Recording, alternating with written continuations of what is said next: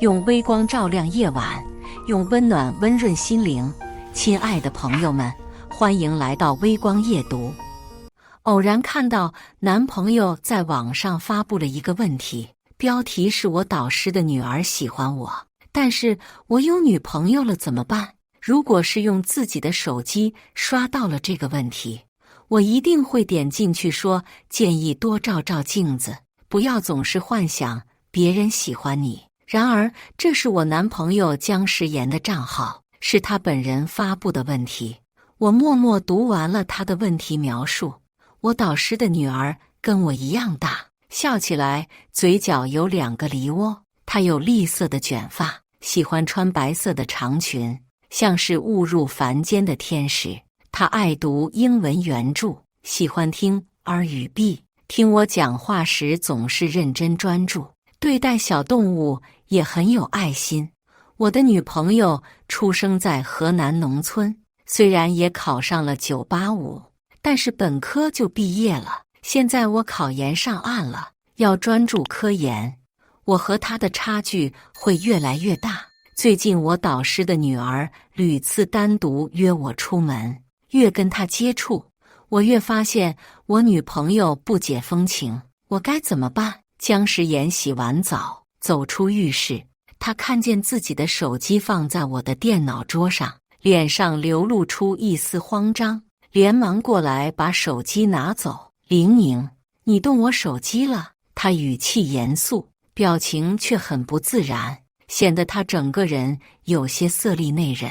看着他这个样子，我忽然觉得有些心累。姜时言在南科大读研，为了陪他，我在学校附近租了房子。起初他几乎每天出了实验室就要来我这里，我在电脑前工作，他就一直抱着我，把头埋在我的颈窝，说些腻歪的情话。每个周末都会制定计划，跟我一起出门约会。他没有收入，家境也不好，于是逢年过节，我都会给他发好几个1314的红包。他考研上岸那天夜里，我们在海边，在海风的吹拂下，他哭着吻我，我们拥抱在一起，展望未来。可是，到底是怎么走到这一步的呢？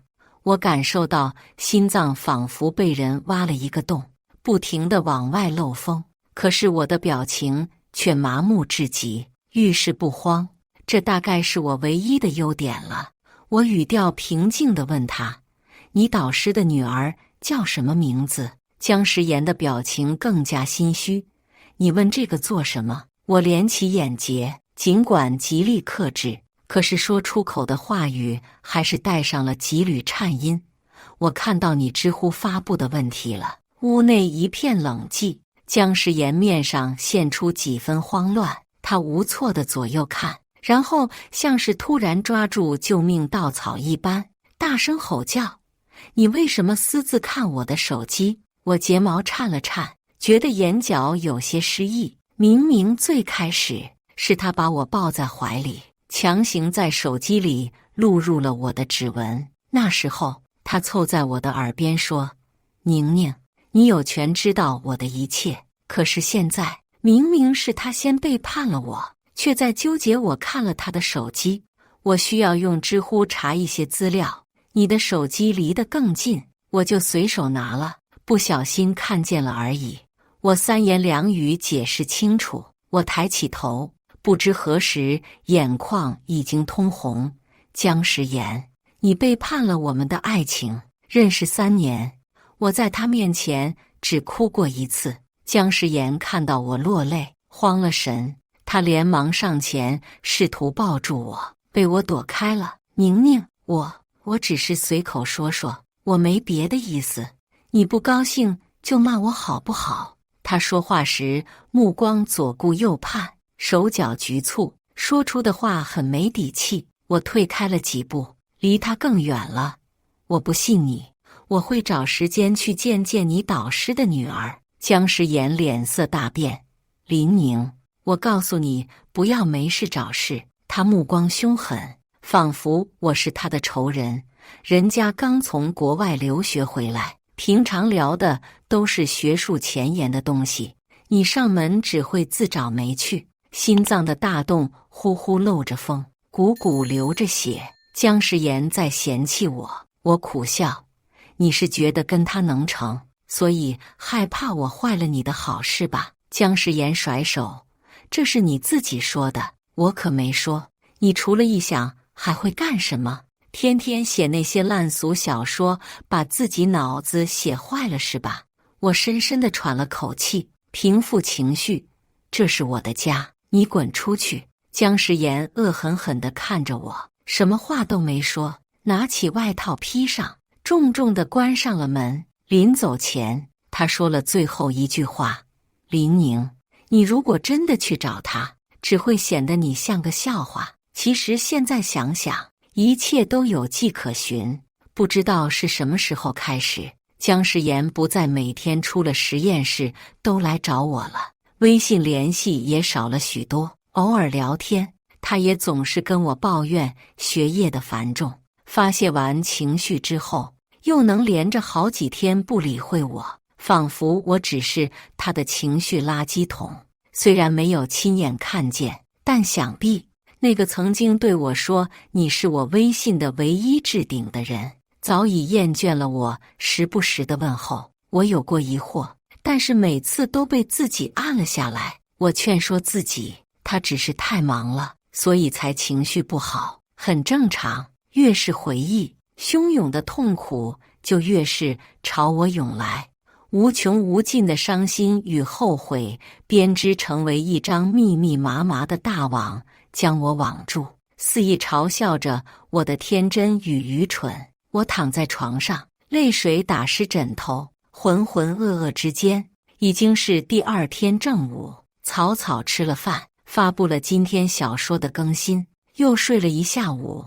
当我再次被手机提示音惊醒，已经是半夜12点。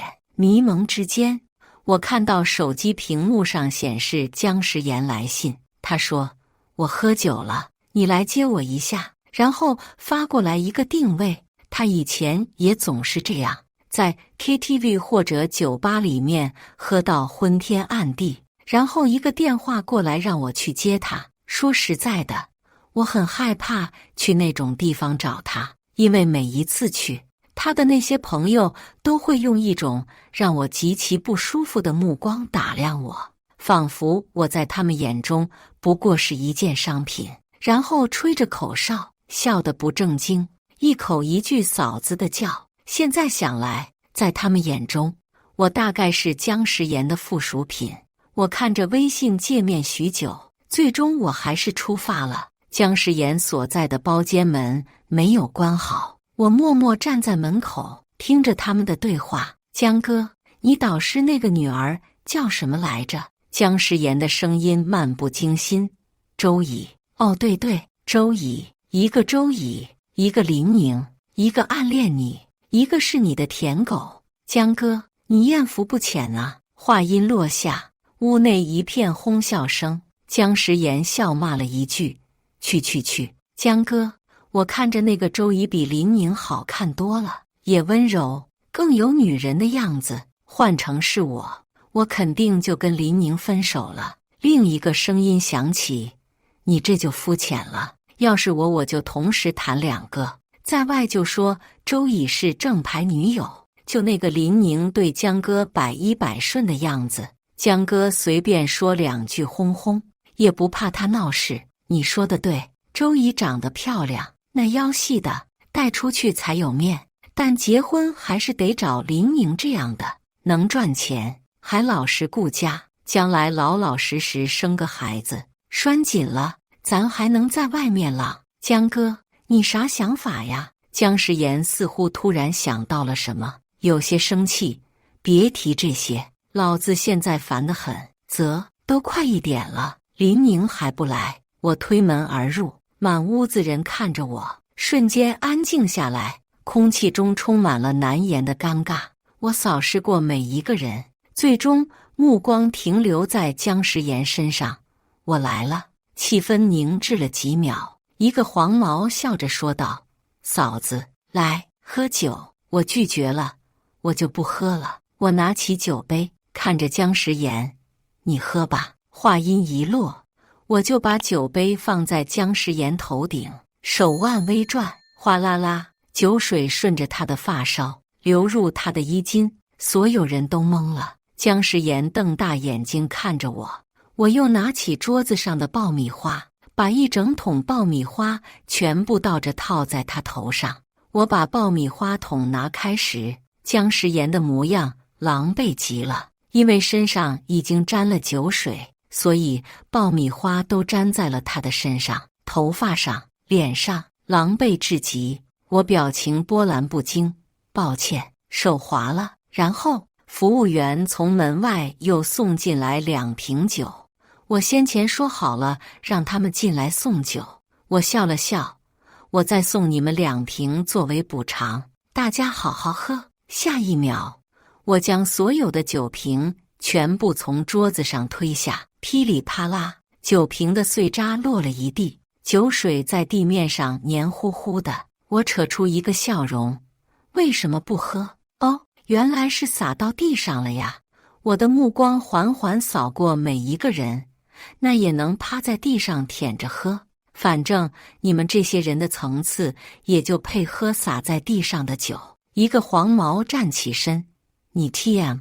我率先开口打断了他，先别急着出言不逊。我把手机拿出来，在他面前晃了晃，你们大部分都是南科大的学生吧？刚刚你们说的话我都录音且备份了，我的互联网账号也有个200万粉丝，不想身败名裂的话，还是好好想想该怎么跟我说话。黄毛顿住了，包厢内再次恢复安静。姜时岩猛地站了起来，林宁，你在干什么？你有病吧？姜时岩，我红着眼眶看着他，怎么？你是觉得我刚刚威胁的对象不包括你吗？你以为你是谁？我看着满屋的狼藉，觉得恶心至极。我早该认识到，一群男人扎堆的地方必然藏污纳垢，我不该因为他们的学历对他们抱有不该有的期待。人渣就是人渣。姜时岩愣在原地，这是我第一次用这样的语气跟他说话。宁宁，我不是。你刚刚是不是听到了什么？我都能解释，真的。他想要来拉我的手，我看着他袖子上沾的爆米花，嫌恶地躲开。姜时岩，你真够让我恶心。回到家后，我关上门，马上感到浑身无力。我缓缓靠着门蹲下，大口大口地呼吸着。我做到了，我终于能够勇敢地保护自己，哪怕面对的是姜时岩。我出生在河南农村，从小家庭条件就不好。我很幸运，父母没有因为我是女孩就不重视我的学习，他们没什么文化，却尽力给了我最好的一切。感谢国家的中考制度，我哪怕出身卑微，却依旧凭借自己的努力考上了省里最好的高中。我至今仍然记得，当第1节英语课，老师一张口就是纯正英音，学生用流利的口语课堂互动时，我内心的震撼与胆怯。然而，全英的英语课只是那所学校的冰山一角，我觉得我与那里格格不入，把自己卑微到了尘埃里。我害怕我被人嘲笑成绩差，家里穷，不会穿搭。幸运的是，没有人这样做。我的同学们都很好，他们善良、温和、平等地对待每一个人。我的老师们不会因为成绩和家境而对你戴上有色眼镜。我是个幸运的人，我在和谐的氛围下顺利考上了北京的一所985。在大3的一次志愿者活动里，我认识了姜时岩。姜时岩比我小1岁，就在我隔壁的大学读书。我们都喜欢泰勒斯，都喜欢方大同，我们都喜欢打羽毛球。我和他出身相似，但是不同于我的内敛胆怯，他像是一个太阳。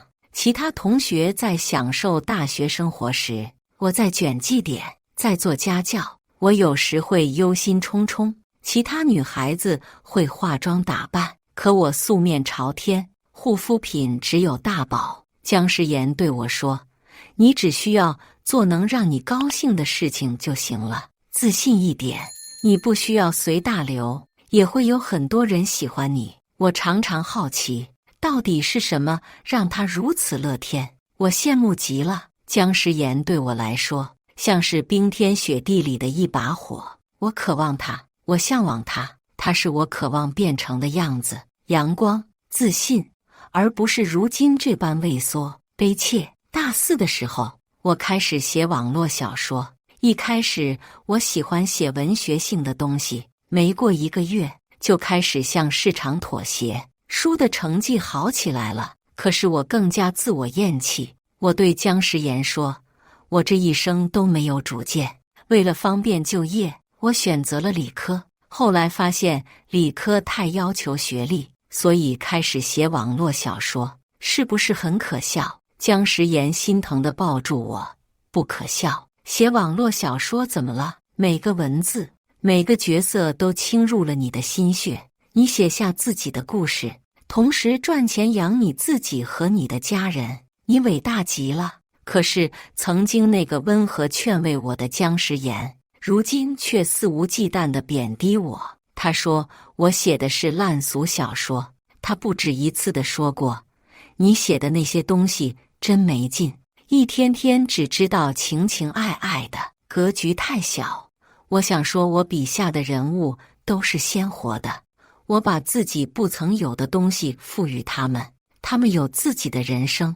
我想给他们一个有爱情、有亲情、自信明媚的人生。原本在姜时妍的陪伴下，我逐渐摆脱了以往那个卑微、胆怯的自己。但是在他经年累月的迫之下，一天天过去，我的话越来越少，又重新变回了那个没张嘴的林宁，甚至不敢自信、大胆地抒发自己的感情。我的读者不止一次说过，我的文风越来越压抑，让人读来心情难受。可我无能为力，只能漠视着自己在怯懦的深渊里不断沉沦。今天晚上在 KTV 是我第一次宣泄我内心的不满与压抑，只是没想到憋了许久的情绪一朝得到释放，连我自己都被吓到。咖啡厅里，我跟周乙相对而坐。我有几个高中同学也在南科大读书，所以我辗转几番，还是要到了周乙的联系方式。周乙你好，我是姜时妍的前女友林宁。周乙穿着白色的吊带裙，长发披肩，妆容精致，确实漂亮极了。而我穿着刚破百的衣服，踩着平底鞋，抹了个素颜霜就出门了。你好，周乙饶有兴味地看着我，那眼神让我有点吃不消。我轻咳了2声，我只是来告诉你，姜时妍是个渣男，他在跟我恋爱的同时与你暧昧，绝非良人。周乙笑了，他看我的眼神里一点点带上了光。姐姐，你比我大1岁，我能叫你姐姐吗？我眨了眨眼睫，在他这样明媚自信的人面前，我又下意识地想要躲。我努力按捺住逃跑的冲动，说道：你怎么叫都可以。周乙甜甜道：好的姐姐。他看着我，姐姐，你为什么不怀疑我知3当3呢？我呼吸一滞，哪有为什么？我只是不想把一个优秀的女孩子想得太坏罢了。周乙乖巧地笑了笑，说出的话却并不那么乖巧。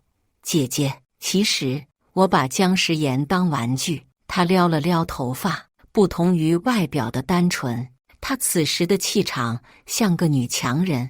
她这个人蠢得要死，正好我最近闲得发慌，玩玩她而已。我愣住了，我抿了抿唇，什么意思？周乙语气轻松。姜时妍这个人普通且自信，走了狗屎运当上我爸的学生，所以跟我有几面之缘，见了几次而已。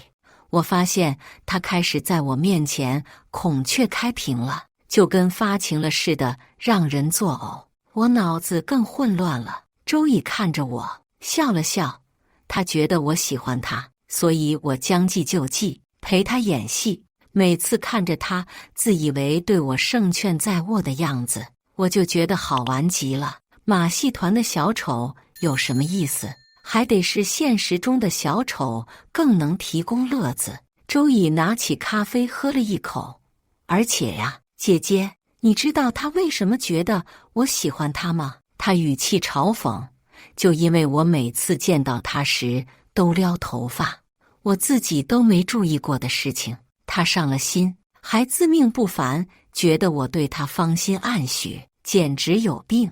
这种剧情展开跟我想的完全不一样，但是我想到那天晚上在 KTV 里见到的姜时妍，会因为女生见到他时撩了下头发，就自顾自认为别人喜欢他，的确像是如今的他会做出来的事。我喝了一口咖啡，掩盖住我的慌乱。既然你都知道他是什么样的人了，那我的目的达到了，我就先走了。我还没拎起包，就被周乙按住了手腕。姐姐，先别走吗？我大概对你们的事情有一些了解。姐姐，你应该没考研，直接工作了，为了陪那个普男读研才来了深圳，对吗？我手颤了颤。姜时妍能在寸土寸金的深圳过得这么滋润，很大程度上是因为姐姐的帮衬。姐姐这么好，却被普男迷惑了，能告诉我为什么吗？我垂了垂睫毛，有些交浅言深了。我深吸了一口气，婉言拒绝。周乙能把姜时妍当作乐子，我又何尝不会成为他的目标？更何况在周乙那样优秀的人面前，我真的有些自惭形秽。自卑的本我在内心疯狂叫嚣着离开。姜时妍很了解我，他起码有一句说对了，我来找周乙真的只会显得我像个笑话。我至今都记得姜时妍的那个知乎问题描述里面有这样一句话：我没想过彻底跟我女朋友断了，我导师的女儿太有主见了，谈恋爱还行，带出去也有面子，但是我女朋友才更适合结婚，贤惠居家，将来让她生孩子，她也不会跟我闹，好拿捏得很。我握了握拳，转身离开了。彻底跟姜时妍断了联系之后，连着好几天，我都处于一种无所适从的状态。以往，我把它当作我的精神支柱。我踏出舒适圈，不回河南，从北京来到深圳这个完全陌生的城市，全靠着姜时妍撑着一口气。我知道到这样不对，于是我开始给自己找事情做。离房租到期还有几个月，那就健身吧。只是在健身房里，我意外地遇到了周乙。他穿着背心和运动短裤，扎着高马尾，见到我之后笑语盈盈：姐姐，真巧。我有些惊讶，看着他：你经常来这里健身吗？周乙摇摇头：不是哦，我家的健身房有些器材拿去修了，我就先来这里将就一下家里的健身房。我抽了抽嘴角，这触及我的知识盲区了。周乙靠近我，看着我的姿势：姐姐，你这样的发力方式不对哦，这么练下去，斜方肌会比背肌更先练出来。于是很奇妙的，我们两个人一起待了好几个小时，连着好几天，我都能在健身房里碰到周乙。每次他都会笑盈盈地凑上来跟我说话，而我竟然毫无反感。我问他：你家的健身器材还没修好吗？他说：修好了呀，姐姐，我就是想多见见你。我无奈。渐渐的，我跟他越来越亲密，以至于后来他邀请我去他家里，我竟然同意了。他从自己的衣柜里拿出一件华丽的蓝色抹胸长裙，说要送给我。我看着这件衣服大面积的露背，连忙拒绝了。我没什么场合会穿到它。周乙不赞成地看着我：衣服不一定都要用来穿，我觉得它适合你，这样的裙子才能衬出你的美貌。他低头沉思片刻，又重新拿出了一件露肩马甲和一件短外套。你不要刚才那件，那你就必须试试这一套。我犹豫了片刻，半推半就被他换上了衣服。过程中，他还给我拿了一件工装裤。在我20多年的人生里，我第一次尝试这种穿衣风格。我感受着腰部直接接触空气，觉得浑身不适应。周易看着我，眼睛亮晶晶的。你本来就瘦，最近健身腰上又多了点肌肉，穿这种衣服正合适。我抿了抿唇，轻声道：谢谢。周易带我尝试了许多以前我不曾涉及过的领域，化妆、cosplay、参加漫展、夜爬、蹦极，许多事情我以前从未想过尝试。在涉及这些领域的过程中，我犹豫、蠢笨、见识短浅，有时候还会闹笑话。但是周易很耐心，他一点点地教我。他说：姐姐，你的温和善良已经战胜了大多数人了，不用要求自己尽善尽美。我第一次出国的时候出的糗比你如今多多了，别有压力好吗？于是，我紧绷的神经彻底松懈下来，我全身心地投入到生活当中。我觉得我的人生从未如此充实，生活原来可以这样五彩缤纷。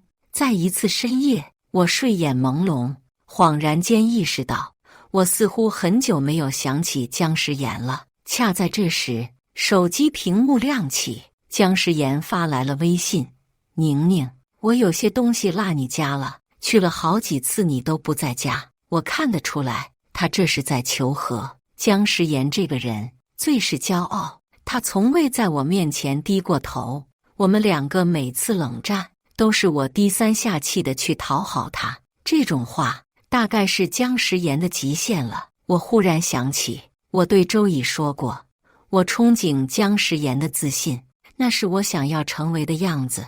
周易当时语气嘲讽：姐姐，你说有没有一种可能，他的自信不来自于他自身的气度与大方，而来自于他作为一个男人，从小被家里惯着长大，自以为上天的主角，遇到了姐姐这般好的人宠着他，就逐渐本性显露，不可一世。我看着手机屏幕，半晌嗤笑一声，我给他转过去88元。看到转账被收取之后，我留下一句话，就把他拉黑了。你的东西我都扔了，这是给你的补偿。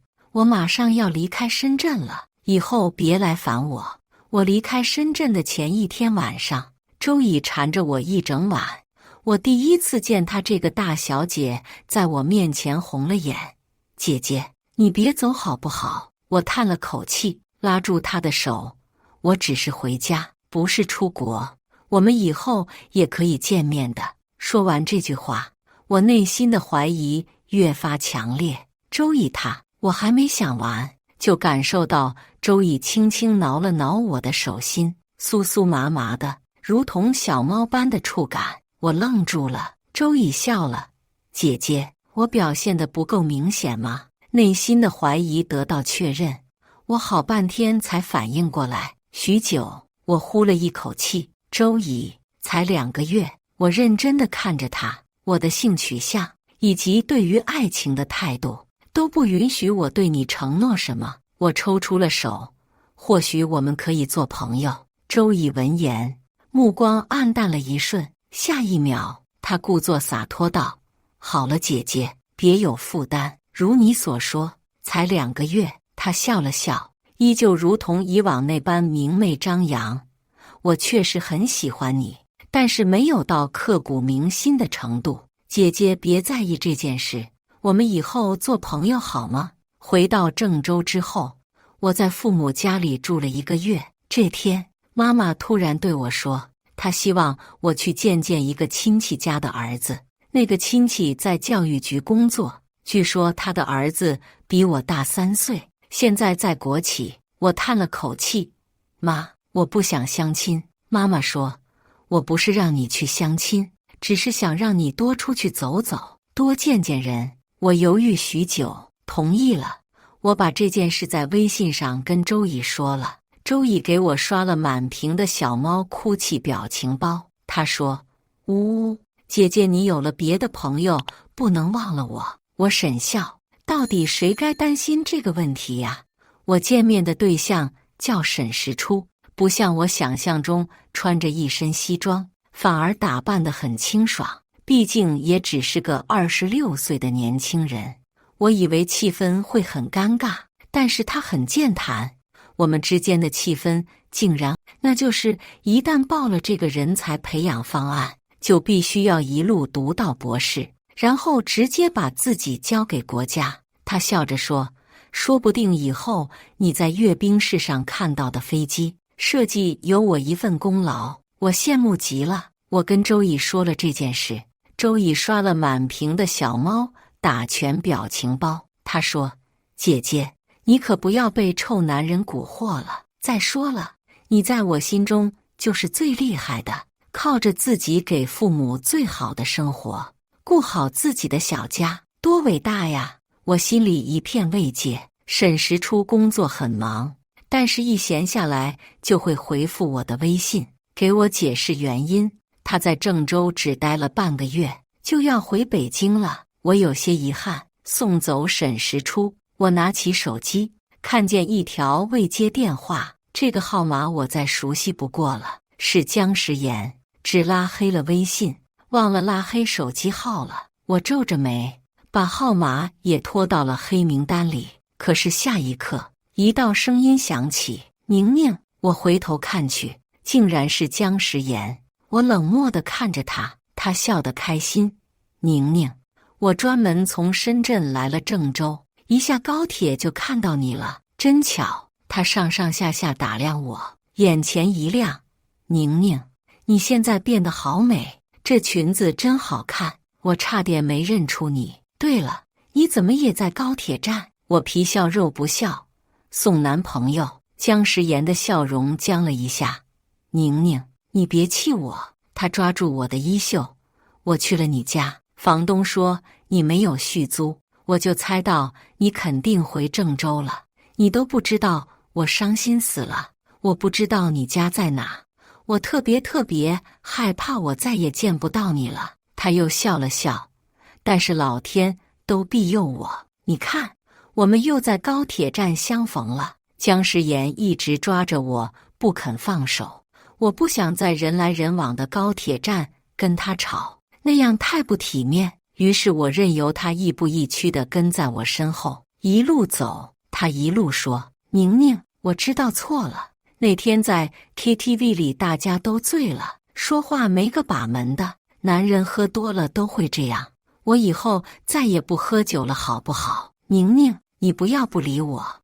我在知乎上发那个问题没什么别的意思，都怪周乙那个女人勾引我，我跟她什么都没有发生，你都不知道。我都好久没跟周乙联系了。我闭了闭眼，骂道，你有病吧？我语气嘲讽，你真当我不知道吗？明明是周乙甩了你，你现在说的好像你深情不寿，为了我斩断桃花，别恶心我了好吗？姜时妍脸上露出一丝心虚。宁宁，你别这么说，我是真的爱你，爱我。我停下脚步，是爱我的钱吧？我上下打量他，胡子很久没挂过了，人清瘦了很多，穿的衣服朴素了许多，身上那股以往让我为之向往的自信的气质也不在了。发现没了我，自己一个人在深圳日子不好过了。又听说以后国家不给研究生提供宿舍了，所以害怕了来找我。我说的对吗？我没等姜时妍说话，叫的车来了，我直接上了车。我跟周乙吐槽了这件事，他在微信那边比我这个当事人还要生气。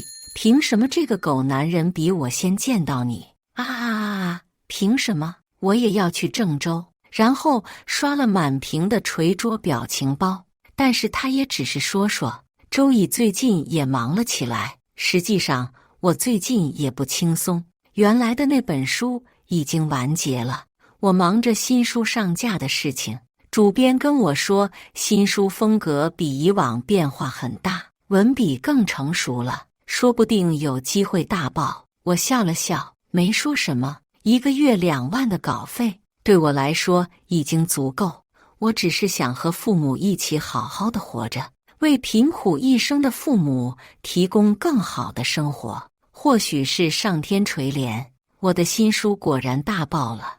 我在新书中加入了许多新元素，不再只局限于爱情，而更多的加入女性觉醒、科技发展、家国情怀、人类进步等诉求。为了确保故事不要太小白，我找沈石初要了书单，丰富了一下自己的知识储备。一来二往，我跟沈石初的接触竟然逐渐超过了周易。这天，沈石初给我发微信，他说我要去欧洲了。我恭喜啊，怎么想到去那里？他说以后再出国就要层层审批了，趁现在我级别不高，审核不严，去那边旅游一段时间。那是应该抓住时间。他说你想一起吗？我的心砰砰直跳，不是因为沈石初的邀请，而是因为我从来没出过国。我感觉到一个新世界的大门正在我面前打开，世界之大，我不该偏安一隅。我坚定地回复他，如果你不嫌弃我没旅游经验的话，我想去。他说荣幸之至。接下来的半个月，大概是我人生中最放纵、最自由的半个月。我们在异国的土地上奔跑，感受佛罗伦萨的伤感，踏过威尼斯的小桥流水，领略罗马的英雄主义，欣赏卢浮宫的艺术气息。我们最后在蒙马特高地的圣心教堂俯瞰巴黎，共度一场盛大的黄昏。可是，当繁华落幕，喧嚣褪去，我感受到无尽的寒冷。我从100万的高考生中杀出重围，无数个因为成绩而焦虑的日夜组成了我的青春。我无数次挤过北京高峰时的地铁，胆怯于深圳的快节奏。我不断地挣扎、攀爬，无数次杀死自己，又在绝望中将自我重塑。我拼尽全力，流干心血来到这片土地，只为感受这里的人最平常不过的生活。此时的静谧将我20多年的人生解构成无数碎片。我感受到世界在崩塌，现实的真相血淋淋地展示在我面前。我骨子里依旧是那个自卑的人，看到这样的美景，我却想着那样的事情。沈石初，我很没劲，对不对？沈石初默默地听完我的话，认真地看着我。夜色之下，他的双眸灿若繁星。他说：林宁，你是个很有同理心的人，在这样的美景下，你反而共情到无数可怜人，你一点问题都没有。现在我正在做的，就是在为努力抹平这种差异而努力，让每一个普通人都能过上幸福的生活。我心情失落。是啊，你所做的事业无比伟大，可我只是个普通人。沈石初按住我的肩膀，你在活着，林宁，你在努力的、鲜活的活着，这也是我和我的同事们为之奋斗的意义。一轮圆月化身我们的背景，它离我越来越近。我没有躲，吻轻轻落下。回国之后，我又重新回到了工作当中。在欧洲时，我也每天保持更新，但是依旧落下了一大堆工作。姜时妍的电话也不断打来，我拉黑了他原本的号码，他就用别人的手机给我打。到底谈了3年，我也从未隐瞒过恋情，他总是能找到工友联系上我。又一个电话打来，我听到是姜时妍的声音，就要挂断。他说：你先别挂，听我说几句话好吗？就几句。我看了看身旁的沈石初，开了外放。林宁，我看了我在知乎上的问题，下面的回答全是骂我的，让我赶紧跟你分手，放你自由。他苦笑一声，他们说的对，你走之后，我反思了很久，我说的话，我做的事，确确实实对不起你。你生气是应该的。他哽咽一声，但是玲玲，我对你的爱一直都是真的，从来没有变过。只是你对我太好了，把我惯坏了。我以为不论怎样，你永远都会停留在原地等我，所以我恳求你，能不能给我一个机会，给我一个弥补的机会？这次我绝不再犯错。沈石初将我的手机拿了过去，不好意思，请你不要再打扰我女朋友了，可以吗？电话那头沉默一会，挂断了。我笑了笑，讨好似的亲了亲别扭的沈石初。很早之前，我就向沈石初坦白了我和姜时言的一切，而他当时只是说，这样的男人小心眼得很，想让你赚钱能够养他，自己又小心眼，怕你过得太好，所以想尽办法扑你。你唯一做错的就是分手太晚，然后转手给我发了10个1314的红包。我这样的男人才适合你，知道吗？当工作终于闲下来之后，我去了深圳，亲口跟周姨坦白了我和沈石初的事情。周姨只是洒脱地笑笑，她说：“姐姐，你别担心我，我在国外的时候也谈过2次女朋友，我很看得开的。我放下心来，又在深圳留了2天，可这一留出了事儿。当我再次醒来，发现自己躺在酒店房间的床上，浴室里传来水声。我订的是单人间，那么浴室里的人是谁？门被锁上了，我打不开。更让我心下一沉的是，我的手机不见了。浴室的门缓缓打开，走出来的是只穿了浴袍的姜时言。我按捺住内心的慌乱，你怎么在这里？姜时言凝视我半晌，突然笑了。牛奶好喝吗？我睡前找前台要了杯牛奶，喝完之后就昏昏沉沉地睡过去了。你在里面下了药？姜时言耸了耸肩，默认了。我眉头紧皱，你不仅能进入我的房间，还能在我的牛奶里下药。姜时言，他打断了我。事实上我还能做得更过分，比如说他猛地上前钳制住我，我无法挣脱男性的力量，被迫喝下了不明液体。我用大腿狠狠地顶他的身体，终于摆脱了他的钳制，而他看上去毫不在意。你给我喝了什么？刚说完话，我就感觉到密密麻麻的热意从身体深处涌出，逐渐吞噬我的理智。我看着姜时言，竟然觉得他对我的吸引力越来越强。我咬紧自己的舌头，逼自己保持清醒。姜时言满意地看着我一点点失去清明的样子，一点助兴的药物罢了，对身体没有危害。他一步步走近我，把我揽到他的怀里，而我已经失去了反抗的能力。宁宁，跟我做完之后，以后就老老实实跟我在一起，好吗？我用尽最后的力气推开他，嘲讽道：“你以为睡一觉就能让我回心转意？那不然呢？”他双眼猩红：“我们在一起3年，你从来不肯让我碰你，你不就是保守的老古板？我拿了你的贞操，我看你还敢不敢跟我分开？我踏马，我一直不肯跟他做，绝不是因为什么贞洁，毕竟大清早亡了，我只是自卑。姜时言喜欢运动，身材很好，而我自己平平无奇，所以希望以一个最好的姿态面对他罢了，却没想到被他这样曲解。我摸了摸手上的手环，笑了笑。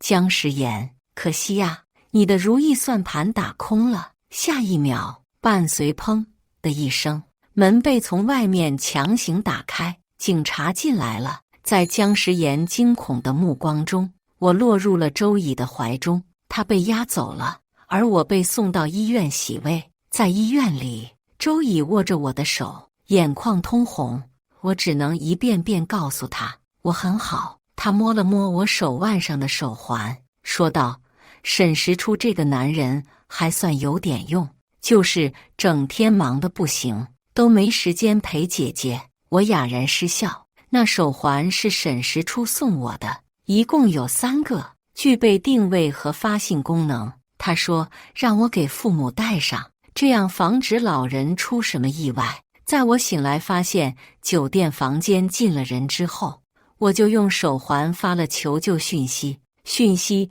传到周乙的手机上，然后他根据我的定位报警救我。一切结束之后，我冷静地向警方陈述，姜时岩能够进入我的酒店房间，在我的牛奶里放迷药，还能搞到春药，单凭他自己绝对做不到这些。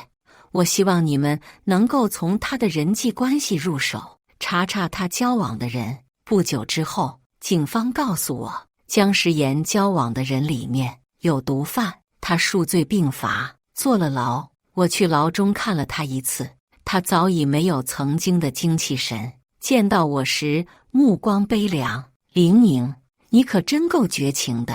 我面色镇定，是吗？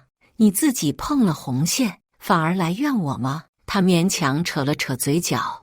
如果当初我好好对你，我们会不会有不一样的结局？不会。我斩钉截铁。你以前说等以后结婚了，让我住进你家，跟你父母一起生活。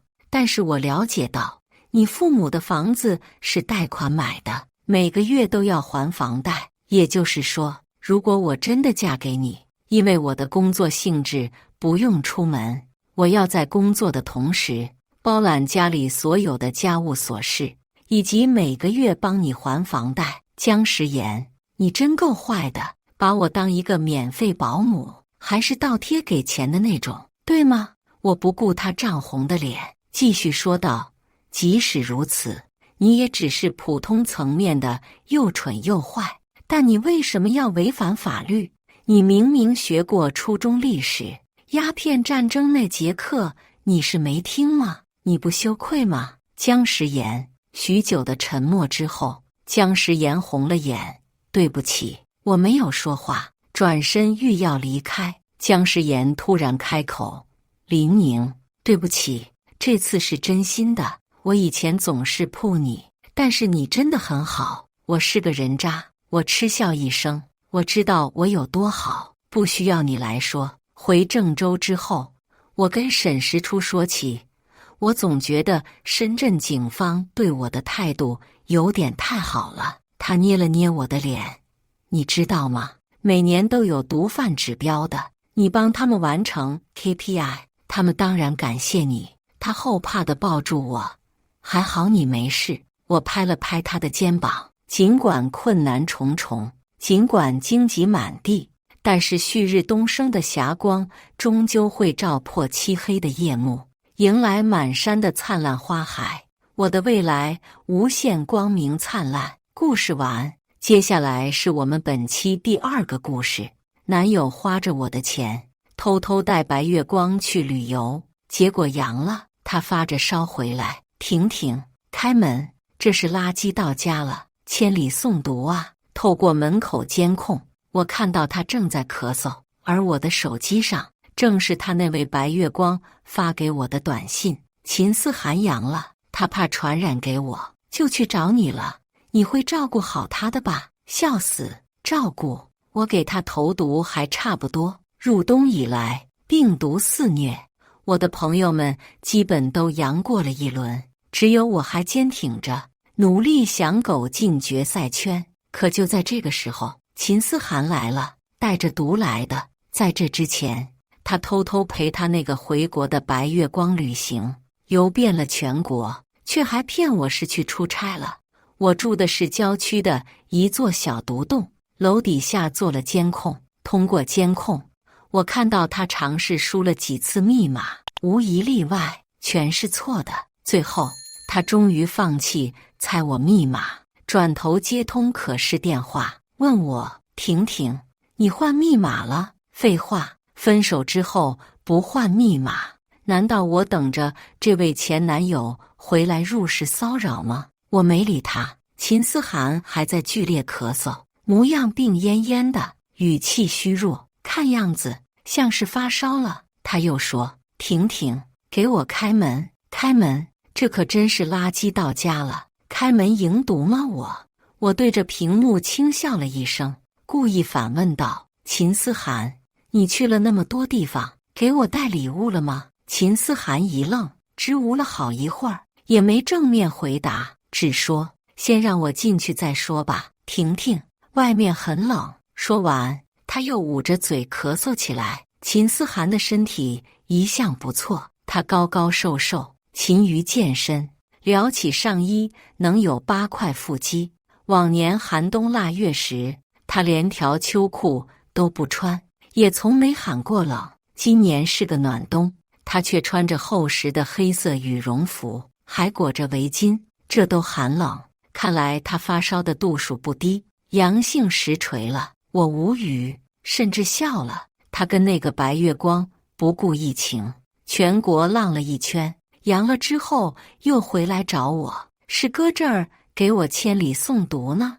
我真是谢他8辈祖宗了。所以呢，秦思涵，你给我的礼物，该不会就是你随身携带的病毒吧？听到我毫不留情的拆穿，秦思涵站在门外，脸色一下子就阴沉了下去。我切断了可视通话，任由他站在冬天的冷风里，懒得再看。男人就像衣服，喜欢的时候天天都想穿在身上，可要是破了、烂了、过时了，就该毫不犹豫丢进分类垃圾桶，不是吗？3个月前，秦思涵的白月光孟小雅回国了。从那之后，秦思涵就一直在陪孟小雅旅游散心，还骗我说一直在外地出差。他不知道，孟小雅其实是个绿茶。他一边勾着秦思涵在外面陪他，一边故意往我的手机上发他们的亲密照。虽然那是个匿名号码，但我知道发信人就是孟小雅。那些亲密照片的角度，也只有身为当事人的他才拍得出来。他还给我发了很多茶里茶气的文字，比如看到了心心念念的洱海，吻到了心心念念的人。配图是夕阳下，孟小雅和秦思涵在洱海边一边接吻一边自拍的合照。还比如，喜欢一个男人就会想把自己套进他的衬衫里。配图是在酒店里，孟小雅穿着男士白衬衣的自拍照，照片背景里，秦思涵正眼神宠溺地望着他。又比如，思涵说了，这些年努力赚钱，就是为了等我回来。配图是秦思涵给他的转账信息，52100块钱。不得不说，孟小雅确实很会发动精神攻击，她这招成功，恶心到我了。最可笑的是，那是秦思涵赚的钱吗？那明明就是我的钱。秦思涵一毕业就创业，现在想来，他简直就是横冲直撞的典范。可我当年大概瞎了眼，偏偏就爱他身上那股愣头青的少年感。果然呢，恋爱使人降智。第1年他发展还行，可从第2年开始，受疫情影响，他那个小公司就很艰难了。偏偏秦思涵又是个心气很傲的男人，宁可打肿脸，他也要充胖子。为了照顾他的自尊心，我和他在一起这几年一直在装穷。我没告诉秦思涵，我爸是本地最大的地产商，谁叫他总是看不上我们这种拼爹的人呢？就连住这座独栋小别墅，我都跟他说是认识一个有钱朋友低价租给我的。没办法，这房子已经是我名下能挑出来的面积最小的一套了。当时的秦思涵也没怀疑，我就这么蒙混过去了。直到他真的撑不下去了，才终于开始问我能不能帮他找到些资金。我这才以认识一个朋友为由头，借给了他100万，用来周转他的小公司。可其实根本没有所谓的朋友，借给他钱的人就是我自己。我一毕业，我爸就丢给我一家分公司，让我学着管理。这2年虽然地产经济也不景气，但我还是小赚了几千万。可结果呢？秦思涵拿着我借给他的钱，顶着疫情，带着孟小雅全国旅游，吃喝玩乐，心情好了，他给孟小雅一转账就是5万多，他可真是个秀儿。我派人把他和孟小雅的关系查了一遍，原来孟小雅是他的初恋，从少年到大学，贯穿了他的整个青春，直到孟小雅去国外之后，2人才分开。而我就是个接盘的，我把秦思涵的东西都从房子里扔了出去，给他发了一条短信，宣告分手，门锁密码当然也换了。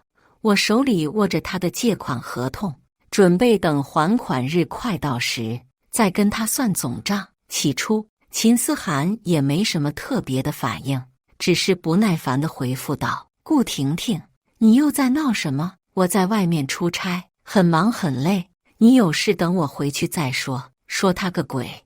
我直接把孟小雅发的那些照片和文字截图甩给了他，回他一句：带着旧情人1个月跑15座城市，你是挺忙的。秦思涵无言以对，我直接把他拉黑。这才刚消停了1个月，他居然又来找我了。秦思涵不死心，再一次用门禁处的可视电话拨了过来。顾婷婷，你还要乱吃飞醋到什么时候？孟小雅是我发小，她爸妈出了意外，她这些年一个人在国外过得很不好，回国之后也举目无亲了。我看她实在可怜，才答应陪她去旅游散心的，本来就是怕你误会才没告诉你。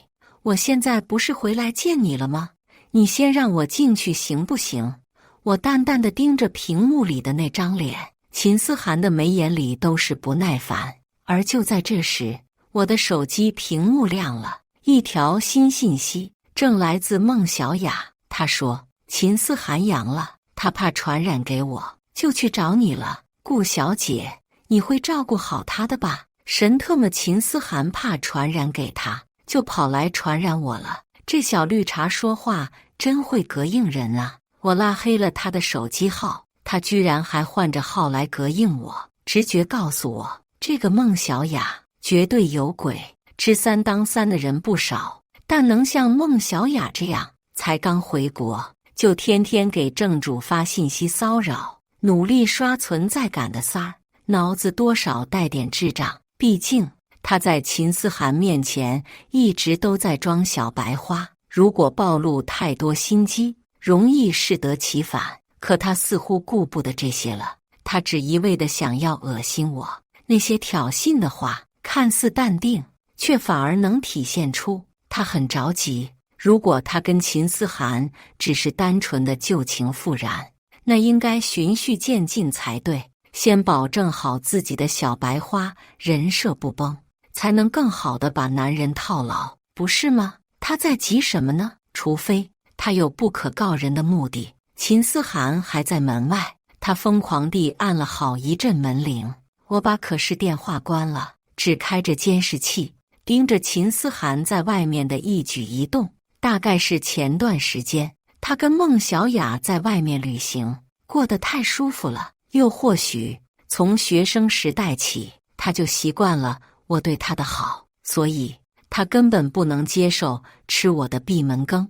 他冷冷地盯着监控所在的位置。顾婷婷，该解释的我都解释了，你再不开门可别后悔。秦思涵说完又等了一会儿，见我依然没动静，才终于恼羞成怒地离开。我总算耳根清净了些。然而就在当天夜里，我睡到凌晨时，却忽然听到一阵窸窸窣窣的声音，我浑身一惊，下意识地从床头抄了个花瓶，同时按下了静音传呼保安的按钮。这里是高档别墅住宅区，家家都是小独栋，保安系统做得更是专业。如果有紧急呼叫，10分钟内保安必到。我摸下床，轻手轻脚地循着声音找过去。声音是从客厅方向传来的，隐约间我看见一个影子，那个影子正半蹲在地上，好像在翻箱倒柜，进贼了。可我房门是锁着的呀。我仔细回忆，终于想起来，为了开窗通风，我阳台始终有一扇窗子没关，因为这个别墅区的物业管理一向很严，外面的人轻易进不来，所以我没把开窗的事放在心上，还是大意了。我计算着保安到这里的时间，摸着黑，尝试往门口的方向移动，以便等下给保安开门。终于，门铃声响起，保安来了。而客厅里的那道黑影显然也被惊动了，他站起身，快速朝门边走来。只是这黑影的轮廓看起来似乎有点眼熟。我瞧准时间，把花瓶往那道黑影的头上一扔，他冷不防被砸了一下，捂着头蹲在了地上。我赶紧给保安开了门，同时也开了灯。这下我彻底看清了地上蹲着的那个人。秦思涵脸色苍白，因为被花瓶砸中了一下，他的额头还淌着血，看起来有点吓人。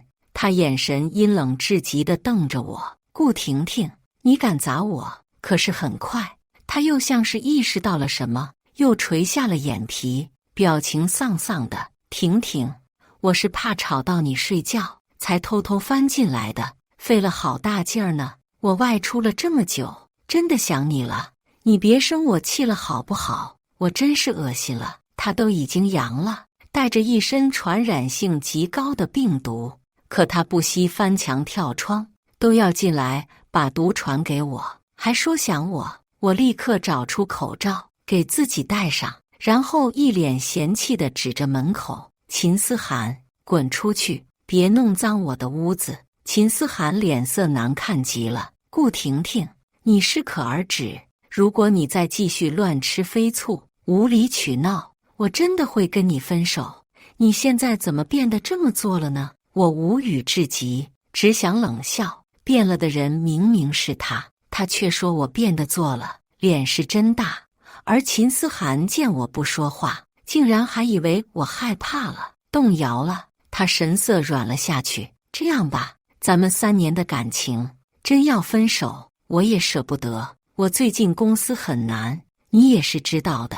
之前跟你朋友借款的那100万，期限快到了，你去帮我跟那个朋友说一下，让他把还款日期再往后推迟几个月，顺便让他再多借给我200万。婷婷，只要你帮我这一次，我就不和你分手。”我简直难以相信，这么普信的话，竟然是从秦思涵的嘴里说出来的。大学时期，他是个高冷的学霸，他有自己的骄傲和清高，少年意气风发，很多女生喜欢他，追求他，他都不屑一顾。可他却会对我笑，他会在昏昏欲睡的夏日午后递给我一杯葡萄沙冰，会在我翘课睡觉时替我把笔记整理好，会在我生理期想喝冰饮时皱着眉警告我不可以。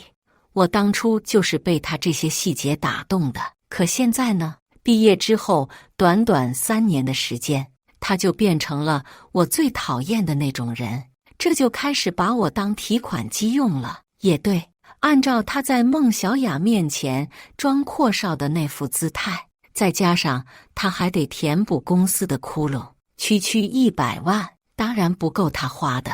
我懒得再跟他交流，回头看向门边的保安。这个男人非法入室，翻箱倒柜，我怀疑他想偷窃，请帮我赶出去。门口几个保安听后点了点头，就要照做。秦思涵见状，脸色铁青：“你们难道不认识我吗？我就住在这儿，我在自己家里有什么好偷的？我只是在找退烧药。”他一边责问保安，一边瞪着我：“顾婷婷，你到底把退烧药放哪了？”他已经烧到身体发虚了，连声音都开始变得嘶哑。我听后却笑了，原来他还想偷我囤的退烧药。秦思涵今天的所作所为，可真是彻底刷新了我对他的认识。保安们见状，有些迟疑地问我：“顾小姐，你看这，毕竟秦思涵在这儿住了很久，保安们也知道他以前是我的男友，多少会有点顾忌。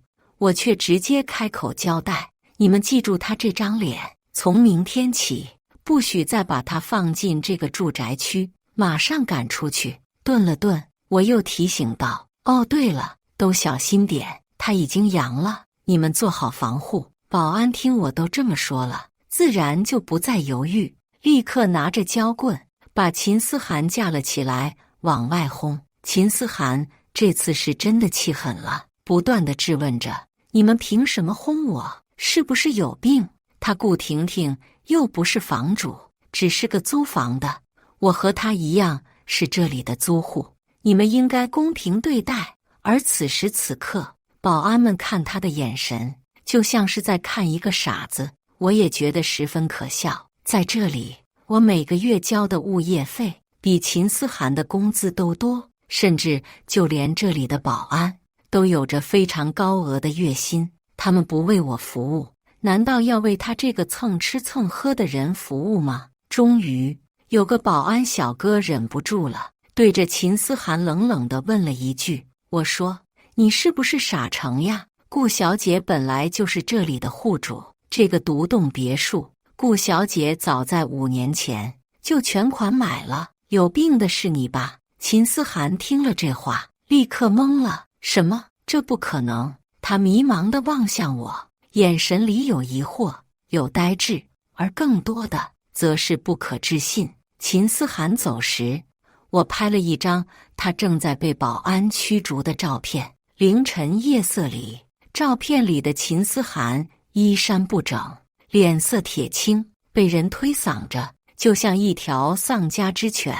我把那张照片发给了孟小雅，并第一次回复了她的信息。我这儿不是垃圾场，不接收垃圾，尤其是有毒垃圾。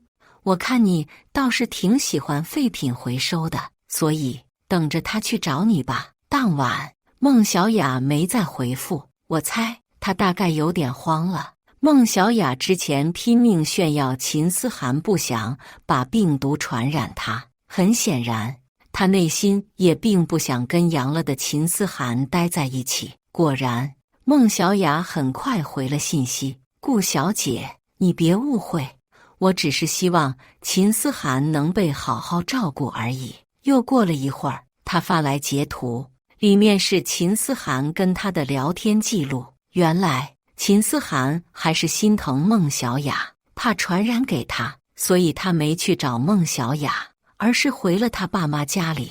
我没记错的话，秦思涵的爸妈可都60多岁了，一旦感染，重症概率极高，属于危险人群了。秦思涵竟然宁可带毒回家，也舍不得让孟小雅有一点感染的风险，这算什么？为了爱情，他宁可当逆子吗？他可真是笑死自己的爸妈了。而且，我隐隐感觉有些奇怪，这个孟小雅急于上位的企图也太明显了，怕只有秦思涵这种脑子坏了的，才什么都没感觉出来。我拿起手机，拨了一个号码，电话的另一端响起了那个久违的清冷少年音，喂，姐，上次让你查的孟小雅在国外的生活经历怎么样了？顾迟的语气带着淡淡的调侃，不容易呀，姐，你还想起来给我打电话问进度呢？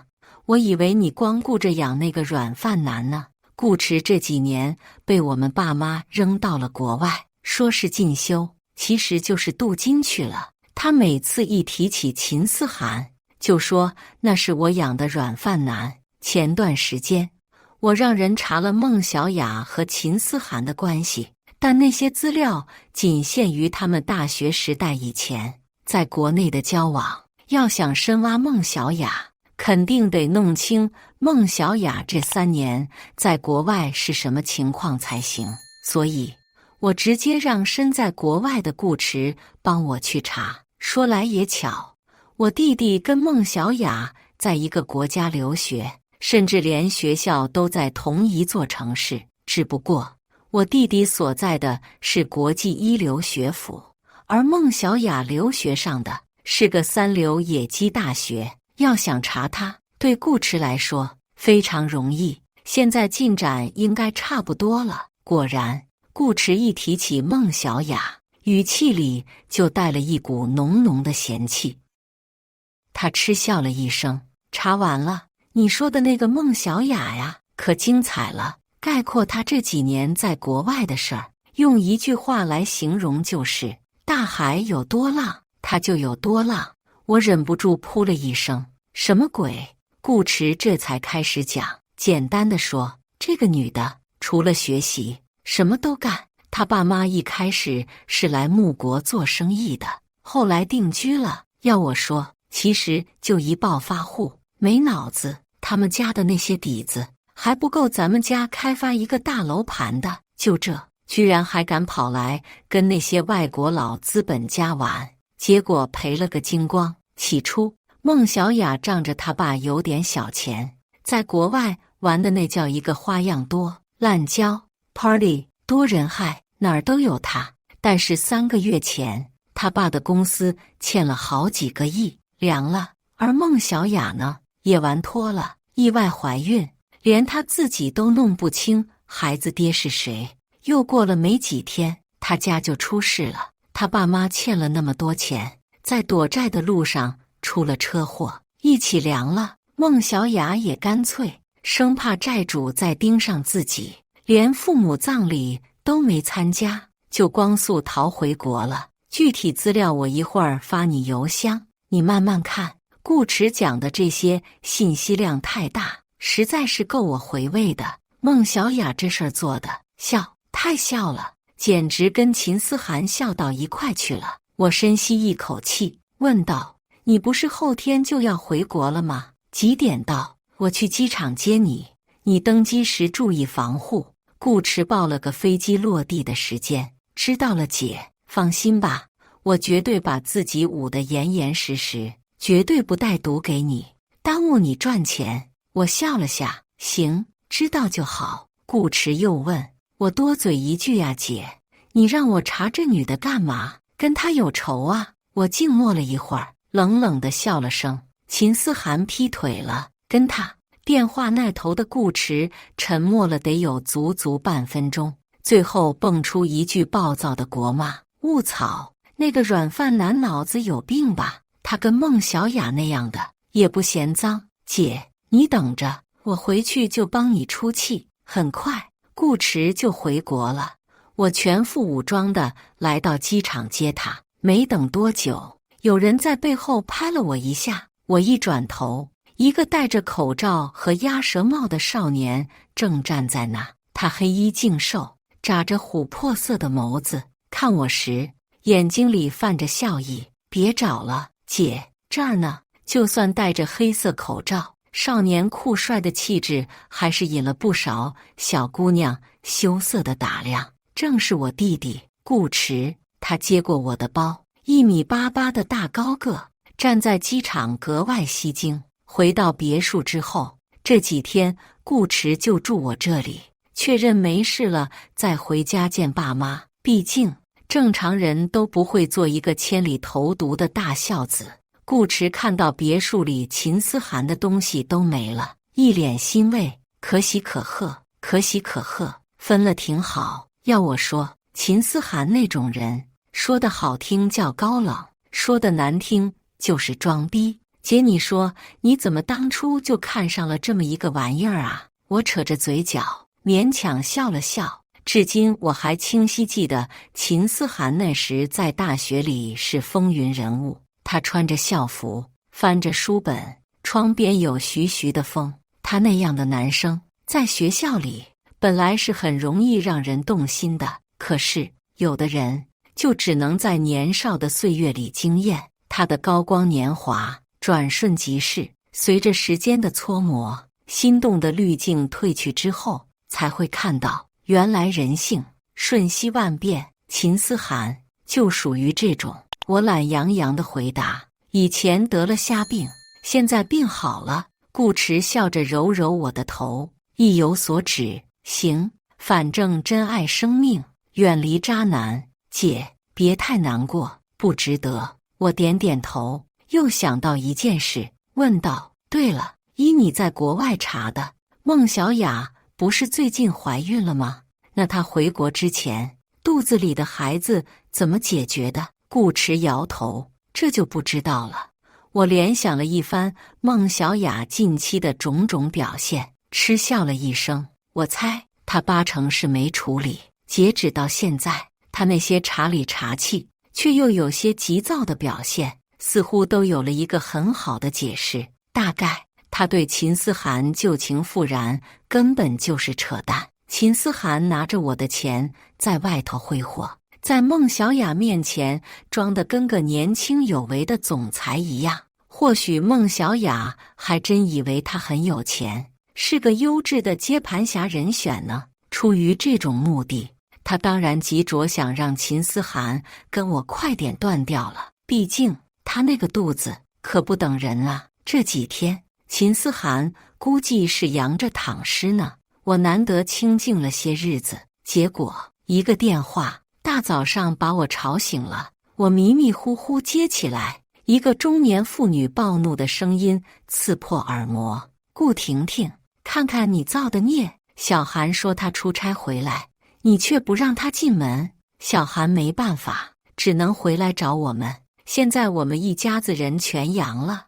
我皱眉看了看来电，显示是秦思涵的妈妈蔡金花。我跟蔡金花接触不多，主要是因为以前唯一的一次秦思涵领着我去见他的父母时，我们相处的实在不怎么愉快，所以后来我就直接避免跟他妈妈见面了。那次我带了不少贵重的礼物，我想着第一次去见他家人，自然要重视一些。结果他妈妈的思想多少带点大病，他看着那些礼物，面无表情地说：带这么贵的东西干嘛？都是表面功夫罢了，反正你花的也是小韩的钱，下次不用买了，以后多留点钱给我养老就行。当时我就惊了，这是什么阴阳怪气的发言？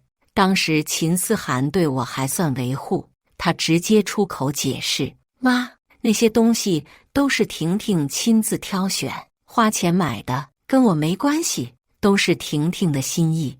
他妈妈一听到自己的儿子这么维护我，脸色当时就不好了。他假模假样递到了个歉，结果那天我竟然被要求下厨房做他们4、5个人的菜。他妈对我全程没有好脸色不说，吃完饭还直接命令我接着去刷碗，甚至说了一句：婷婷啊，按照我们老家那儿的规矩，你现在还没过门，还是个外媳，其实是不能上桌吃饭的。啥意思？这是在点我呀？好像我根本不是客人，而是保姆。秦思涵一个劲儿地哄我：婷婷，不好意思，你忍忍，我妈不是针对你，她老家的习俗就是这样，就算是为了我，你忍忍好不好？我忍他奶奶个腿，大清早就亡了，这都是哪儿的陋习？我直接没伺候，走人了。从那之后，我就再也没去见过秦思涵的家人。蔡金花一直觉得自己儿子开公司了，很了不起，前途无量。她觉得我跟秦思涵在一起是高攀，所以她跟我通电话时，语气透着一种十分可笑的优越感。而现在电话里，蔡金花的声音还在继续：顾婷婷，就是因为你，现在我们一家子都病了，你马上过来给我们做饭，我都要被气笑了，一点也没客气。蔡大婶儿，我已经跟您儿子分手了，您不知道吗？以前我还都客客气气地叫他阿姨，这次估计是一声蔡大婶儿把他给听傻了，他那边一时没声了，过了好几秒才反应过来，他立刻炸了：你说什么？分手？我儿子开了3年公司，赚的钱1分都没上交给我，他肯定把那些钱全花在了你身上。你说分手就分手？顾婷婷，你做人要讲良心，你一个卖房的小销售员，这3年要不是我儿子养着你，你喝西北风呢？你这个白眼狼，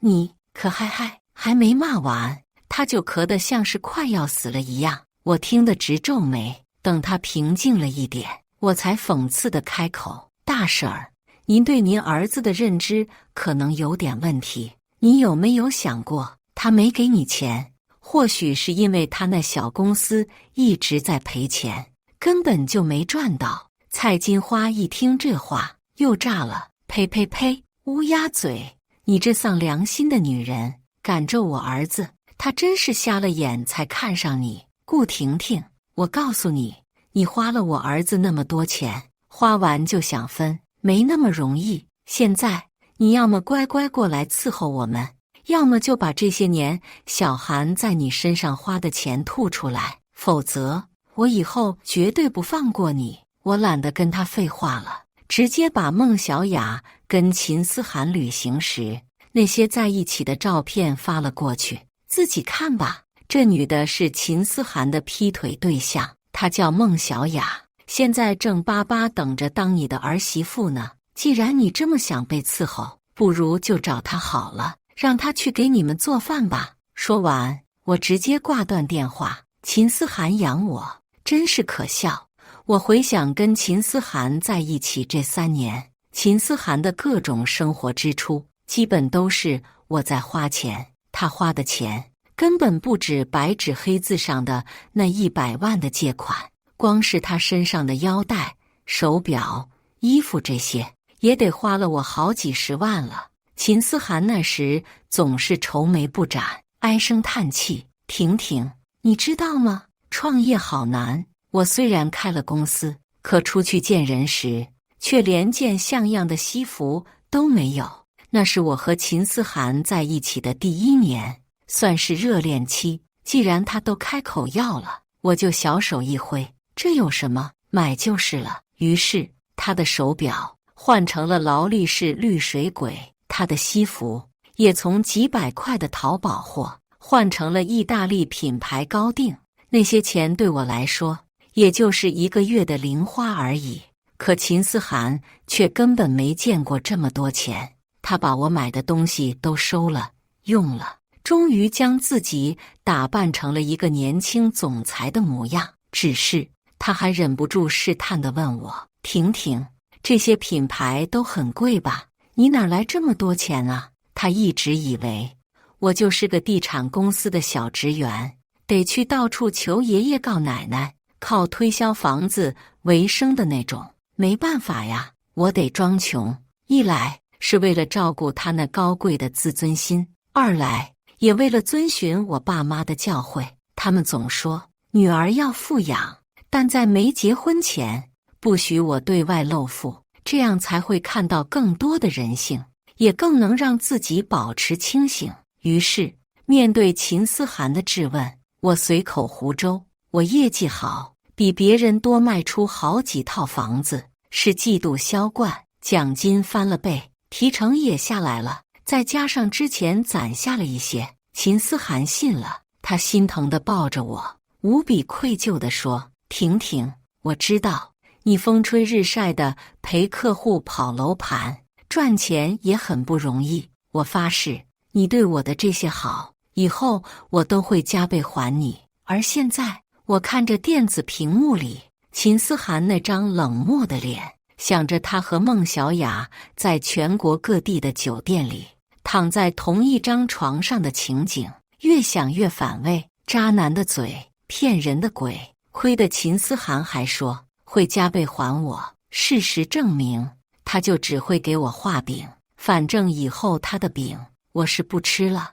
孟小雅喜欢吃饼，就让她吃个够好了。顾池在我的别墅里隔离观察了几天，我们2个人都没事，可以照常上班了。我带顾池去公司，准备安排点业务，交给我这个弟弟先练练手。结果我和顾池刚进公司，就看到前台站着2个有点眼熟的身影。这不是蔡金花和孟小雅吗？这俩女人这么快就凑到一起了。同时我计算了一下时间，好几天过去了，估计蔡金花也阳康了，现在是又有力气闹腾了。紧接着，我就又听到了蔡金花尖利的声音，她正在跟我公司前台接待的小姑娘吵闹。预约？你在开什么玩笑？那个顾婷婷就是个小职员，我见她哪用得着这么麻烦？孟小雅娇娇弱弱地站在蔡金花身边，一副乖巧听话的样子。阿姨，会不会是顾小姐真的有事啊？不过按理说，她一个小职员也不至于这么忙啊。该不会她是故意躲着，不想见您吧？我听得只想笑。这俩女人，一个是没什么脑子的泼妇，一个是满肚子心机的绿茶，她们站在一起，还真是说不上谁比谁更可笑。而这时，孟小雅忽然像是不舒服一样，捂着嘴，转过头去，哦了两声。我和顾池见状，互相对看了一眼，心照不宣。果然，孟小雅没有打掉孩子，这特么不是孕吐反应吗？孟小雅一回头，正对上我的视线，她脱口而出：“顾婷婷。”呵，我俩以前没见过面，她居然一下就认出了我，看来是没少做功课。蔡金花也看到了我，脸上露出嘲讽的表情，连上班都迟到，一看就是这几年都靠着我儿子赚钱养活，好吃懒做惯了。孟小雅在一旁附和着叹气：“没办法呀，阿姨，思涵她就是太有责任感了。”我面无表情，一捧一逗，这两人在这说相声呢。这时，顾池伸手戳了戳我，小声道：“姐，这就是你之前给自己挑的婆婆，真是又蠢又凶啊！看来你之前眼睛瞎得有点厉害呀。”蔡金花这才注意到我身边还站着顾池，她打量了我和顾池几眼，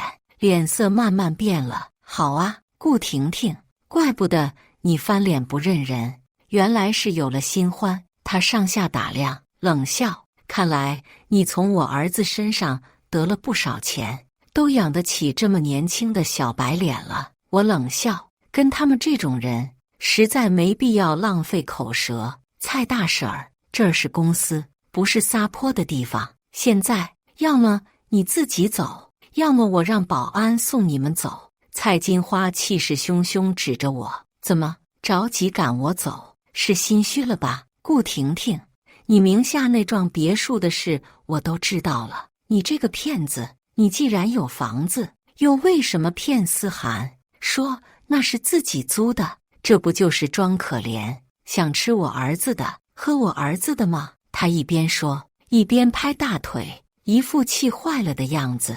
孟小雅在一旁抚拍他的后背：“阿姨，您别着急，注意身体。”我看着这两人，仿佛在看一场大型戏剧。旁边的顾池双手环抱，看得更是津津有味，那副样子，手里就差点爆米花了。蔡金花换上了痛心的表情：“这3年，我的宝贝儿子实在是被你给骗惨了，都不知他给你花了多少钱。”我语气凉凉的：“蔡大婶，直说吧，你到底想干嘛？”蔡金花终于露出了她的真正目的：“你赶紧把别墅卖了，分出200万给我们家小韩，要不然我就去告你诈骗！诈骗，绝了！这大婶怕不是想笑死我。”我意味深长地说：“行啊，你去告，我倒想看看，告来告去，谁会倒霉。”说完，我就不想再浪费时间，准备叫保安。而这时，电梯门却开了，秦思涵来了。“妈，你怎么跑到这儿来了？”秦思涵快步走到蔡金花身边，蔡金花下意识瞥了孟小雅一眼，一拽秦思涵的袖子，把她拉到了一旁，小声道：“妈，这还不是为你发愁？你不是说欠款快到期了吗？所以我让这个女人把别墅卖了，也好替你抵债呀。反正这3年，她一直吃你的喝你的，你之前赚的钱也都给她花了，必须得让她付出代价。”搞笑的是，蔡金花说这话的时候，光想着要避开孟小雅了，却根本没注意到他们离我的位置太近了，全都被我听了个清清楚楚。我忍不住瞥了秦思涵一眼。事已至此，我还是很想看看他的反应。恋爱这3年，我对秦思涵的好，他不是不知道，他深深明白自己一直在吃软饭。为此，他哄我的那些话，还有对我说过的抱歉和誓言，早就数不胜数了。我想看看，到了现在，他还会不会解释清楚？答案是没有。秦思涵脸色阴沉尴尬，却什么都没说。他低下头，默认了蔡金花的想法。他从前的高傲变成了可笑的虚荣。他根本不敢承认，这几年来，其实自己一直都在靠着我。恐怕这几年，当他妈妈跟他抱怨的时候，他在蔡金花的耳边也没少装逼，甚至都是在用我挡枪。要不然，蔡金花又怎么会认为秦思涵把钱都给我花了呢？我冷笑，心中却没什么波澜。人呐，得吃一堑长一智，失望着，失望着，也就麻木了。或许是实在觉得没脸，秦思涵拉住蔡金花的胳膊：“妈，我们走吧，别在这闹腾了，难看。”蔡金花当然不干，一把甩开他：“那怎么行？这几年顾婷婷这贱人从你这吞了多少钱？今天必须全部吐出来，否则我就不走了。”说着，他一屁股坐在了地上。自从秦思涵出现，孟小雅看上去更加娇弱了。她细声细语，假模假样的安抚蔡金花：“阿姨别生气，被这样的人气坏了，不值得。还是听思涵的吧，她肯定有自己的安排。”蔡金花一咕噜爬起来，捧着孟小雅的肚子：“小雅呀，你怀着孩子，才应该更小心才对。要不先让思涵送你回去，我自己在这儿也没事儿。他不过就是一个小职员，能把我怎么样？”孟小雅温顺笑着应和着蔡金花，同时目光却瞥向我，脸上表情十分得意。还真的是怀了。现在病毒传染力这么强，她为了讨好蔡金花，还真是拼了，这都敢跟着出来闹腾。我和顾池对视一眼，发现对方的目光都很意味深长。再看秦思涵，总觉得她头上长了点绿。孟小姐这是怀孕了？怀了多久了？从哪儿怀上的呀？我似笑非笑地看着孟小雅说道。孟小雅表情难看了一瞬间，她似乎能听出我意有所指，不过我却故意点到为止，没急着拆穿她。怪不得秦思涵阳了之后，宁可回家去感染爹妈，也不去找你，合着是在心疼你肚子里的孩子呢。可惜那孩子……孟小雅脸色一变，似乎是怕我继续往下说，赶紧出声打断我，露出了一副委屈的样子：“顾小姐，你这话是什么意思呢？我知道你也喜欢思涵，可是我和思涵是真心相爱的。”秦思涵也脸一沉：“顾婷婷，你说话注意分寸，有事冲着我来，别冲小雅。”说完，转头满眼深情地看了孟小雅一眼。孟小雅回以甜蜜微笑。得，这回秦思涵是连装都不装了。撕扯了这么半天，我弟弟实在看不下去了。他冷笑着走到秦思涵面前，直接挥出一拳头：“就你这种男人，也配凶他？吃软饭吃得挺硬气呀！”顾池一向护着我这个姐姐，他凶狠地把秦思涵踹在地上，一通拳打脚踢。秦思涵刚阳康，又猝不及防地被揍，哪是顾池的对手？很快脸上就挂了彩。蔡金花在一旁看得骂骂咧咧，心疼他的儿子，而我就这么冷眼看着。有那么一瞬间，我都觉得秦思涵可笑可悲又可怜了。很快，打架和吵闹声就引起了员工们的注意，陆续有人出来看看是怎么回事。然而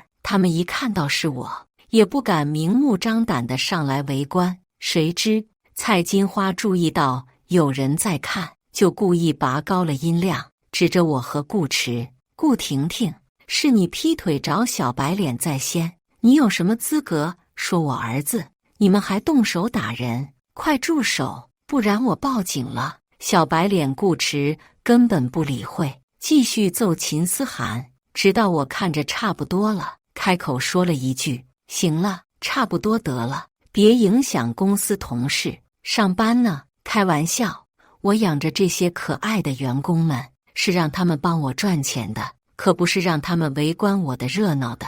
顾迟这才停了手，站在一旁，无辜地朝我耸了耸肩。就这时，销售部的陈经理得到消息，赶了过来。蔡金花一看见终于有个领导模样的人来了，赶紧上前一步上去拦住了他。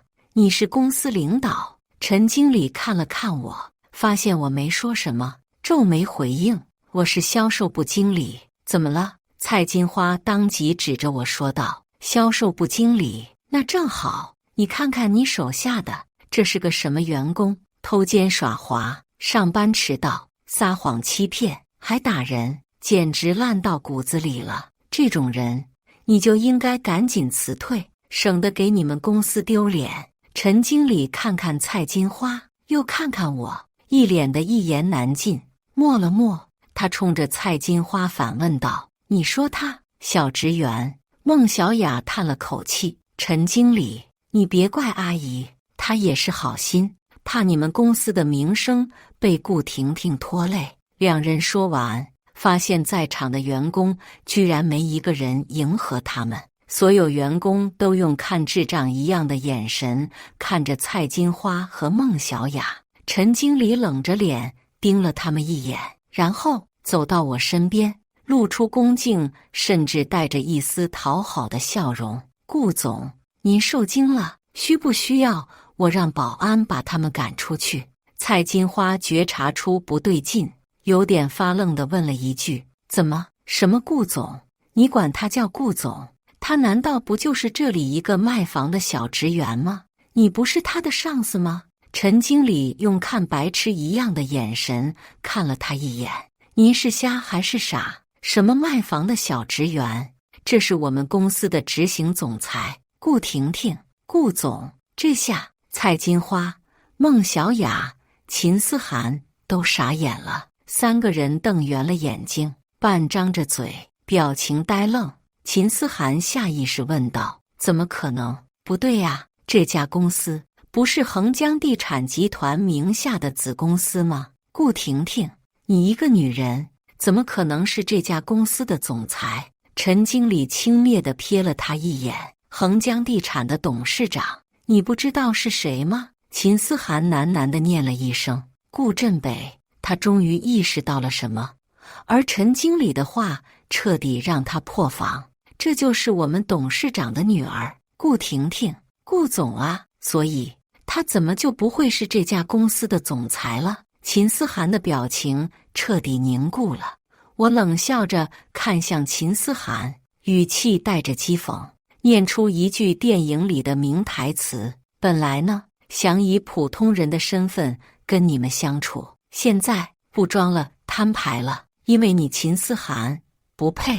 陈经理让保安送客，直到保安赶来，把三人往外架，他们还都是一副仿佛在做梦的表情。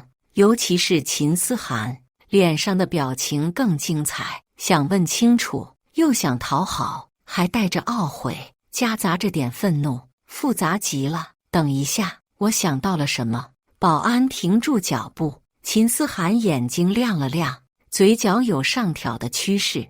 他这是以为我心软，想挽留他，真是人长得不美，想的却很美。我语气冷淡：秦思涵，我得提醒你，准备好3天后准时偿还荣腾公司的借款，如果还不上，我不妨告诉你，荣腾公司的法务在业内还没打输过官司。说完，我看都不看秦思涵青黑的脸色，摆了摆手。那3个人就这么被保安丢出了公司。后来要账的事根本不需要我再出面了。秦思涵的小破公司岌岌可危，我暗中让人随便调查了下，就查出了他那边的财务漏洞。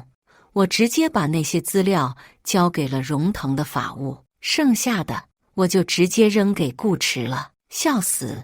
我们家族是做地产的，一向只有赚钱的道理，怎么可能会让人欠债不还？我们上有专业精英的律师法务，下有凶神恶煞的要账大哥，两面夹击之下，秦思涵很快就撑不住了。他终于明白，当初借给他钱的人根本不是什么富二代朋友，那根本就是我。他后悔了，每一天我的手机里都在接收他的道歉短信。对不起，婷婷，我真的知道错了。婷婷，我们重新开始好不好？看在3年的感情上，你能不能别这么逼我？婷婷，你真的不爱我了吗？我们上大学时那些日子，你都忘了吗？婷婷，我最近一直梦见我们的过去，你真的要这么绝情吗？顾婷婷，见我一面好不好？我想你了。哦，我差点把隔夜饭吐出来。我的手机号涉及很多合作的客户，不方便轻易更换，所以我不断地拉黑秦思涵。秦思涵又换着号，锲而不舍地给我发信息。最后，秦思涵大概见我真的不为所动，彻底没辙了。他提出把他父母的房子过户给我，就当抵债了。顾池得知之后，笑着说：“姐，可以呀。我看了下那房子的位置，现在虽说看起来地界偏了点，但有最新消息说那边要盖是重点高中的分校区了，不出2年，学校建成，那一片就自动划归成学区房，房价估计能翻个2、3倍。到时你随便倒手一卖，估计到手能弄个4、500万。”确实能把秦思涵的欠款抵消掉，还能再赚点零花。说实话，姐，你是不是早就料到这个了？秦思涵根本不知道那座房子附近要建学校，但我们做地产的集团平时最关注的就是每个城市的建设规划。我们拥有第一手内部消息，建学校的事已经是板上钉钉的了。我却只是笑了笑，然后淡淡的摇了摇头。顾池，别这么小家子气，咱们家一向是买地卖楼盘的，缺他那一套小破学区房吗？只不过欠债还钱，天经地义，这些都是他欠我的，不单单只是钱的事，还有这3年我在他身上浪费的感情和时间，秦思涵全都得连本带利给我还回来。我知道他现在手里没钱，但这关我什么事？他之前给孟小雅5万地发红包时，那可是有钱的很呢。再后来，我听说秦思涵从他妈手上把房产证抢了过来，他妈撒泼打滚，不肯同意。可面对我让法务递给秦思涵的那些财务漏洞，秦思涵根本没办法，他不敢赌，他害怕我真的能给他送进去，所以面对他妈的阻挠，他不仅没心软，还直接把他妈弄回了乡下老家。至于孟小雅，他完全没想到外表光鲜的秦思涵竟然是个穷光蛋。眼看算盘落空，他去医院，本想把孩子打了，可医生说他以前在国外放纵太过火了，已经打过好几次，他如果再掉胎，很容易有危险，而且以后她可能再也不会怀孕了，所以最好是能调养身体，把孩子生下来。孟小雅崩溃了，整天跟秦思涵吵架，就连顾池去跟他签合同帮我弄过户的时候，都看见他们俩在争吵不休。秦思涵忍着孟小雅，主要是因为肚子里的孩子。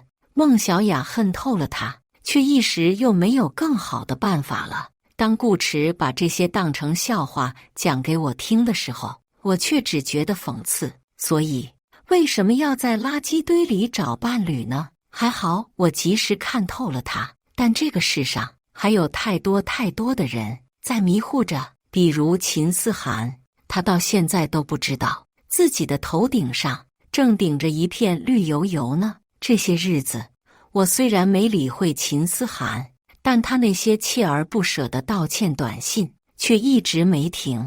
我决定如他所愿，再见他最后一次，顺便把真相送给他。再见到秦思涵，已经是1个月之后了。临近过年，天空飘起了雪，他落魄了很多，脸色也憔悴了很多。那天，我开的是一辆红色法拉利，他开的是一辆2手小电驴。我穿着貂，坐在车里，懒洋洋地睨着他。他的鼻尖和耳垂都被冻红了，衣服上也落了雪。他的高傲和可笑的虚荣被我彻底碾碎。秦思涵盯着我，眼眶通红。婷婷，可笑。他的声音竟然有点哽咽。我倒想看看，事已至此，他还能说些什么？谁知他却小心翼翼地问了一句：“我能不能再请你喝杯奶茶？”我愣了一下，随即反应过来，这里离一家奶茶店很近。刚毕业那会儿，我经常让他给我买奶茶喝。那家店很实惠，一杯香芋饽饽只卖7块钱，很大的一杯。那时的秦思涵每个月只有2-3千块的工资，我怕他负担重，所以每次都来这家店，纯粹因为便宜。久而久之，他就觉得我只配喝那7块钱的奶茶，不配得到更好的了。我嗤笑了一声：“不用，你请的东西我嫌脏。”秦思涵脸色一白，随后颓丧地低下了头。婷婷，你真不肯原谅我吗？为了你，我把房子都……我直接打断他，反问：你觉得我缺房子？我随手指了一个方向，那里正是这座城市里最繁华的商业区。看见那些楼了吗？5年前我爸开发的。秦思涵再次噎住，此时此刻他说什么都显得无力。我直接把之前顾池调查孟小雅的那些资料扔给他，自己看吧，以后别再来找我，我不吃回头草，更何况是一棵烂草。秦思涵茫然地接过去，只翻了2页纸，脸色就已经铁青。正在这时，顾池给我打来了电话：姐，你知道吗？这2天我让人盯着孟小雅那女的，发现她总是去医院。我没觉得新奇，怀孕了，去医院不正常吗？顾池扑哧一声笑了：那得看她挂的是什么科呀，她挂的可不是妇科。你猜她得了什么病？梅毒2期。我默了。挂了电话之后，我若有所思地看了秦思涵一眼，给了他最后一句提醒：秦思涵，有空去医院查查吧，也许之前让你阳了的病毒不止一种。秦思涵的表情一下就变了，他嘴唇微微哆嗦着：你什么意思？我讽刺地笑了一下：你说呢？